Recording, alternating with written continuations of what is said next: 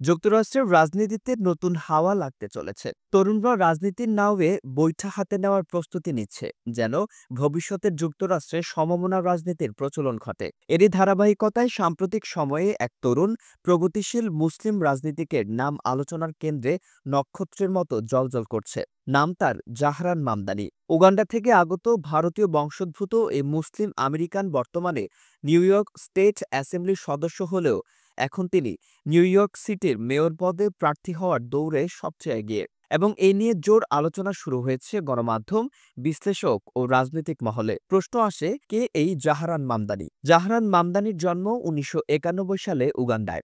তার বাবা একজন ভারতীয় মুসলিম ও মা একজন বিখ্যাত আর্টিস্ট মীরা নায়ার, যিনি সালাম বোম্বে, মনসুন ওয়েডিং এর মতো আন্তর্জাতিক পুরস্কারপ্রাপ্ত চলচ্চিত্র নির্মাতা। ছোটবেলা থেকেই নিউ ইয়র্কে বড় হয়েছেন জাহরান।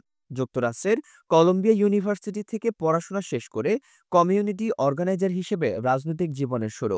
২০২০ সালে মাত্র ২৮ বছর বয়সে নিউ ইয়র্ক স্টেট অ্যাসেম্বলির সদস্য নির্বাচিত হন।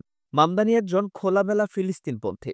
তিনি বারবার ইসরায়েলের দমননীতি, গাজায় বোমা হামলা, বসতি সম্প্রসারণ এবং যুক্তরাষ্ট্রের নীরব সমর্থনের বিরুদ্ধে কথা বলেছেন। কেসফায়ার নাও এর দাবি অনুযায়ী তিনি কংগ্রেস ও হাউসে সক্রিয়ভাবে মিছিল, মানববন্ধন ও বিল প্রস্তাবের পক্ষে কাজ করেছেন। এর ফলে ইসরায়েলপন্থী লবি ও দক্ষিণপন্থীরা তাকে বিপজ্জনক প্রগতিশীল বলেই অভিহিত করছে।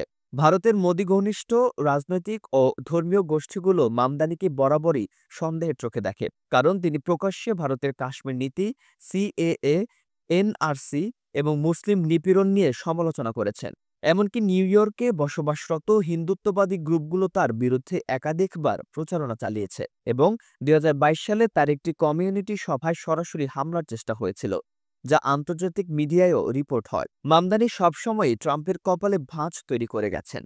ডোনাল্ড ট্রাম্প ও তার ঘনিষ্ঠ মহল মামদানির উত্থানকে হালকাভাবে দেখছে না, কারণ মামদানি হলেন সেই প্রজন্মের প্রতিনিধি যারা বর্ণবাদের বিরুদ্ধে সরব যুদ্ধবিরোধী, ইসরায়েল যুক্তরাষ্ট্রের অসামঞ্জস্যপূর্ণ নীতির বিরুদ্ধে এবং ফিলিস্তিন ও বিশ্বের নিপীড়িত জনগণের পক্ষে থাকে কথা বলে।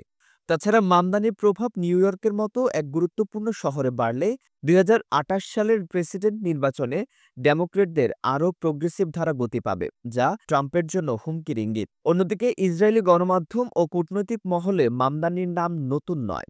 তিনি মূলধারার একমাত্র মুসলিম যিনি ফিলিস্তিন ইস্যুতে ইকুইটেবল ন্যায্যতা দাবি করেন এবং ইসরায়েলি দমননীতি সরাসরি দখলদারিত্ব বলে অভিহিত করেন।